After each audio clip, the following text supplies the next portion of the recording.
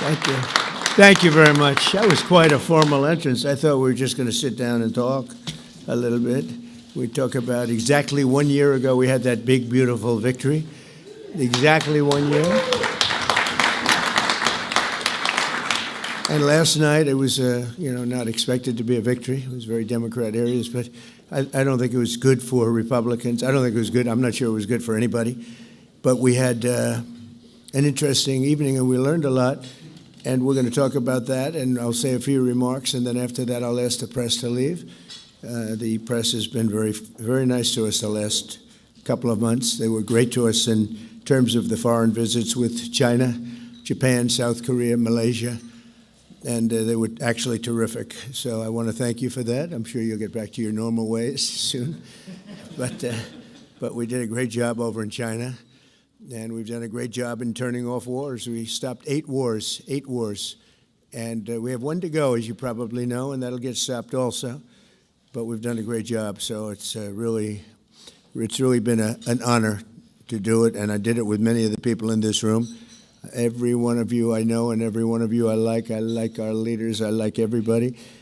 But I thought we'd have a discussion after the press leaves about what last night represented, and what we should do about it, and also about the shutdown and how that relates to last night. I think if you read the pollsters, the shutdown was a big factor, negative for the Republicans, and that was a big factor. And they say that I wasn't on the ballot was the biggest factor, but I don't know about that, but I was honored that they said that. And I just want to thank everybody for being here, and a very special thanks to Vice President J.D. Vance, who's doing a terrific job. J.D., thank you very much.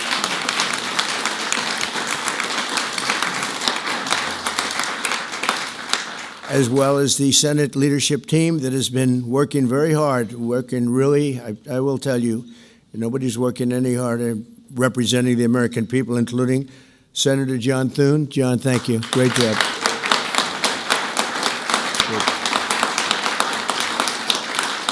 Senator John Barrasso. John, thank you very much. Senator Tom Cotton, wherever you may be. Tom, thank you. Thank you, Tom. Thank you.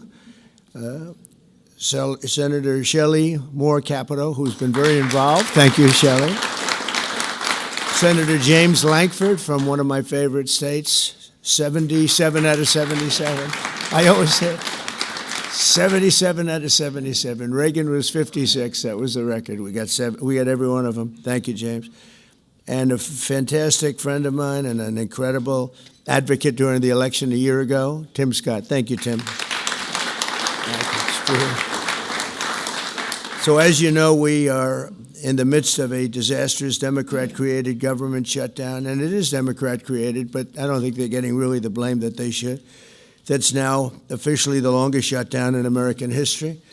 The Democrat radicals in the Senate have shown zero interest in reopening the government, and I don't think they'll act so soon. A lot of people disagree. I've been saying for the last 30 days, we've had 4 or 5 different points. Yes, sir, they're going to get it right now. We should have it done in a day. I've heard that about 4 times. I heard it after Kings. They said I was a king. And I heard it after Kings. I heard it after a couple of other moments in time. And I said, no, I don't believe so. And now I heard it's after the election. I don't believe so. I think they will. I think they're kamikaze pilots. I just got back from Japan. I talked about the kamikaze pilots. I think these guys are kamikaze. They'll take down the country if they have to. So I don't think so. Millions of Americans are going to be without SNAP benefits. And I will say about SNAP benefits, so when I was president, we had $7 billion worth, and now they have many times that, because these benefits were given to anybody that asked, and they're up to, I hear, just many times, $47 billion. So it wasn't the purpose of SNAP. It was for people that really had problems, down and out, people that really had problems.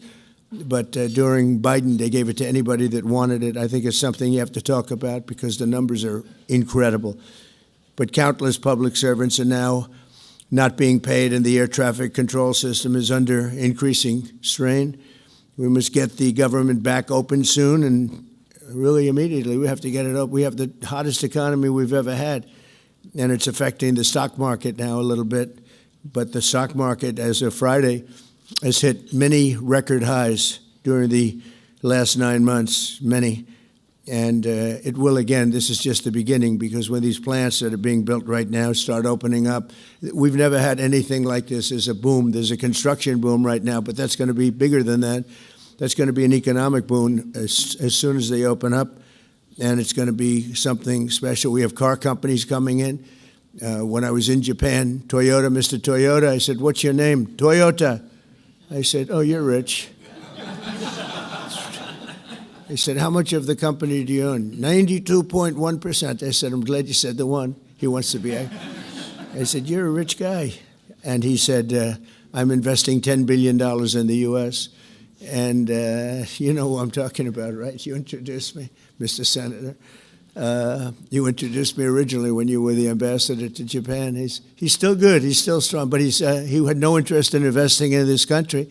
Now he's investing $10 billion as of 1 week ago in building new plants. We have auto plants coming in incredibly, but we have AI and all of them. And we can't be extorted to give $1.5 trillion to people that came into the country illegally, many from prisons, many drug dealers. A lot of people came in from mental institutions. They want to give a lot of money to the people that came in illegally. We have to get them out. We can't. No country can sustain that. That's not like an attack on our country. In no country, these are not going to be productive people. These are going to be anti-productive people. And we can all have big hearts. I have a bigger heart than anybody, but we can't let that happen. It's time for Republicans to do what they have to do, and that's terminate the filibuster. It's the only way you can do it. And if you don't terminate the filibuster, you'll be in bad shape. We won't pass any legislation. There'll be no legislation passed for 3.25. We have 3.25 years, so that's a long time. But when they can't do an extension, and John, I think they've done an extension every single time they've ever been asked forever. This is the first time they haven't done an extension. Extensions are supposed to be easy, but if they won't do an extension, they won't do any bill, even a simple bill. And we should do our own bills. We should get out. We should do our own bills. We should open up. We should start tonight with the country's open. Congratulations. Then we should pass voter ID.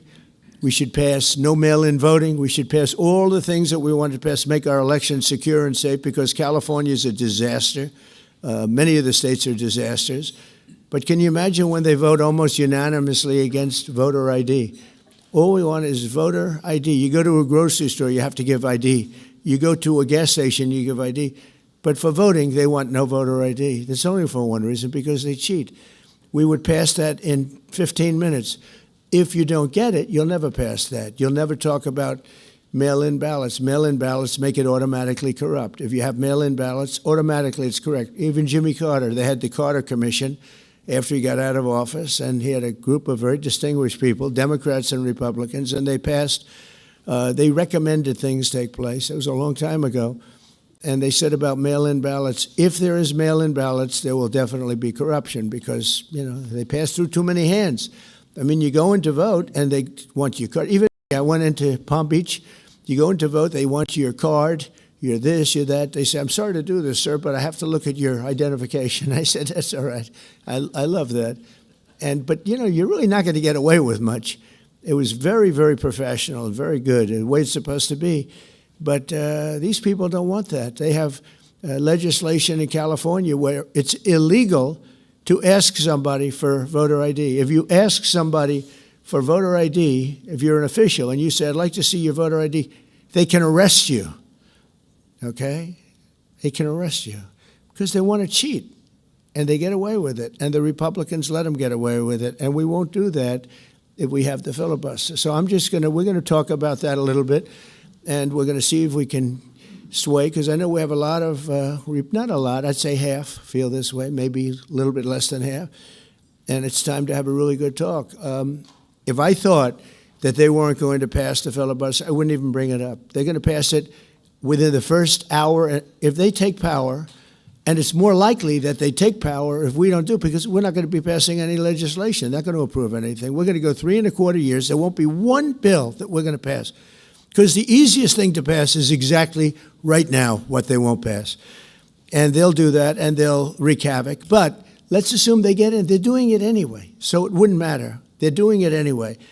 And, I have a case where I have great U.S. attorneys that can't be approved because of the blue slips. The blue slips, I think you should terminate blue slips, too. It's a mental termination because it's really a custom. But if you have a Democrat senator or two is bad, but it doesn't make any difference. If you have one senator writes a negative letter on some great U.S. attorney, we had it in Manhattan, Southern District, Jay Clayton, one of the most respected lawyers in the whole country, by far, one of the most respected, and couldn't get approved. The courts approved him. The courts couldn't believe it. They did it like instantly. He went to the best schools, got the best marks, top of his class. Everything was perfect. I mean, he was led the perfect life. Went to Sullivan and Cromwell. Almost immediately became the head of Sullivan and Cromwell. The most prestigious law firm, I would say, in the country, just about. Whether it's Sullivan or two or three I could name, but Sullivan, I would say, really, maybe number one. He was the head of Sullivan and Cromwell for like 20 years. He went to the SEC, was flawless. He did it for me. He was the SEC chairman. He was flawless. Then he went to Apollo, where he was the chairman of Apollo, and was flawless. Everything went good. The stock went through the roof and everything. I asked him to go to the Southern District, and he said, "I'll do what you'd like to do, sir." This is a very high-quality person. But he couldn't get approval from Schumer. Schumer didn't approve him. The best student, the best schools, everything. He's like flawless. And the courts actually said, "You're not approving Jay Clayton," right, Lindsay? You heard this. The courts actually interceded, and they approved him. But that's an unusual guy. We have other people that are really good, but people don't know how good. Top students, top colleges, and they're U.S. attorneys, and they won't be approved. They're not going to be approved. We have one in Los Angeles who's phenomenal, but the senators, the Democrats are, again, they're kamikazes. The Democrats are not going to approve them. Blue slips are a disaster. So the only people I can get approved are Democrats. I was told that by the Democrats. We'll only approve Democrats. I said, really, is that right? Well, not going to work that way. Not going to work that way with me. But the blue slips are a total disaster. I have 10 people right now that are doing a phenomenal job, and they will be out of office pretty soon. They've got another 2-3 weeks, a couple of them, and then they're going to have to leave. And it's actually a blight on their record because, nobody knows why they left. But it looks like they served 8 weeks and then they had to leave. But they're not going to get the approval because the Democrat, radical left lunatic senators are saying you can't. We're not going to approve you. And if we're not going to approve you, I had actually one Republican who got 2 great letters, but it turned out that he was a rhino, but that was a nice term for him. Now, he got 2 letters of approval, and when I said 2 Democrats approved him, I had to fire him because I figured if 2 Democrats approved him, they wrote the most beautiful letters. I found out, man, this is strange. And he was no good. I fired him. He was really not much of a Republican. The recommendation of that one wasn't such a good recommendation. Someday I'll tell you who recommended him, but it wasn't exactly the best. But when I saw when I saw the 2 senators from Virginia gave him glowing marks, Tim, I said, let me see this. I read the most beautiful letters I've ever seen. I said, I called him up. I said, sorry, you're fired. Get the hell out of here. But it's a horrible thing. Blue slips is a horrible thing because I have the right to pick judges and I have the right to pick U.S. attorneys, and this takes away the right from me. And I think we're going to go to court on it, and we'll see what happens in court. But it gives the president, it takes away the right of the president to pick people to serve on the court and to serve as U.S. attorneys, which is very important. But the biggest thing is the filibuster. We have to get the country going. We will pass legislation at levels you've never seen before, and it'll be impossible to beat us. By the way, if they do, they're going to do it anyway, and they are going to immediately do the filibuster. And when they do the filibuster, they're going to pack the court. They want at least five justices. Now I hear it's up to 5. I actually heard up to 7 and up to 9, okay? They want new judges. They want to pack the court, and they will do it in the first day, maybe the week. Maybe they'll slow it down, because there's no reason to rush. But they'll do it first week. They'll vote on this. And I have friends over there that are Democrats, I'm close to a lot of people. And I asked them about that because some people say, well, maybe they won't do that. I mean, they destroyed the career of Manchin and Sinema. And they got them out. They were the only objectors. Nobody else is going to object. They're going to do it the first day. They're going to pack the court. They're going to make D.C. a state, and they're going to make Puerto Rico a state. So now they pick up 2 states. They pick up 4 senators, okay? You think you have problems? They're going to do all of the things. They're going to pick up electoral votes. It's going to be a very, very bad situation. And it's done.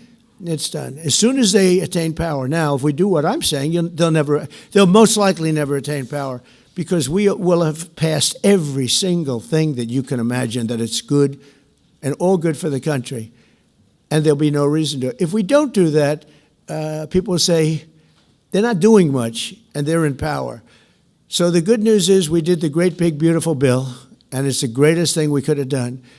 And the smartest thing with John and our Speaker of the House, who's so good, Mike Johnson, we did all in one bill. If we didn't, John, it would be a problem, because we would have gotten a small piece passed. A lot of people wanted to do that. A lot of people in the room wanted to do that. They went along with me and John and everybody, and we got this thing passed. Honestly, it's 4 years' worth of goodies. No tax on tips, no tax on Social Security, no tax on, think of it, no tax on overtime. It's an unbelievable tax cut for the workers and for business, where business is going to create jobs, and we're creating jobs at levels that nobody's ever seen before. All these things are good. We have to be able to get the word out. If we don't get the word out, we're making a very big mistake. So I have this long, beautiful, and very boring speech. I won't bother reading it, but because we can just start talking. And I think it's very important. We have to get the country open, and the way we're going to do it this afternoon is to terminate the filibuster. And it's possible you're not going to do that. And I'm going to go by your wishes. You're very smart people. We're good friends. But I think it's a tremendous mistake, really. It would be a tragic mistake, actually. It's time. It's time. If I thought they weren't going to approve, I'd sort of be with you. I'd be fine. I'd be neutral to with you. But knowing that they're going to pass it as soon as they get any semblance of control, they'll pass it first thing. Then it's like we have to do it first. And we have 2 years, and we'll end up with 2-3 years, and we'll have this country so perfect. We will have passed more legislation than any Congress and any group of senators or a group of congressmen. And we will get it through. They'll send it to us. We'll send it to them. It'll be a beautiful machine. Otherwise, we're just going to sit around and argue with these people all day long, and they're highly unrealistic. Highly unrealistic. Many of them are radical left subversives, frankly. So I want to thank everybody, and we're going to talk, and I want to thank the press for treating us so really well for that foreign trip. It was we had just an amazing meeting. Don't forget, 2 months ago, it looked like the whole world was in trouble over rare earth, and that's no longer even a subject that people talk about. It was all worked out very quickly. Without tariffs, I couldn't have done it. I put a 100% tariff on China. As soon as I heard it, within 20 minutes, I put a 100% tariff on China, on President Xi, who's really a friend of mine, as much as he can be a friend. He's a tough man. He's a tough man. Smart man, actually, very smart. The press doesn't like it when I call him very smart. They think I'm not supposed to call him smart. But he leads 1.4 billion people, without question. In fact, during the meeting, we were there. A couple of you were there, and some of you saw it. So he's here, and he's got about 6 people on each side, and every one of those people was standing like this. They were at attention. And I made a comment to one of them, and I got no response. I said, "Are you going to answer me?" I got no response. And President Xi didn't let him have any. So if there's any question, I said, I want my cabinet to behave like that. That's the way. I'm demanding that I want them sitting up like that, Tim, just nice and straight. I never saw posture like that. I've never seen men so scared in their lives. They have the equivalent of a vice president. I said, "Are you going to answer my question?" And he's like, he doesn't move. I said, "What's wrong with this guy?" "I will answer all questions." Why don't you behave like that? JD doesn't behave like that. JD buds into conversations. I want to have that for at least a couple of days, okay, JD? We'll keep you long term, but a couple of days of that would be very, very nice. Okay, I want to thank you, and we'll talk a little bit. And I see they set me up with a podium. I thought I'd just be sitting, but it's probably easier. I want to thank you all very much. Thank you to the press, and you can go, and we'll speak to you later. Thank you. I'm going to Miami to make a speech today at a big group, and we have a nice big crowd, and we'll see you there. A lot of you are traveling down with me. Thank you very much.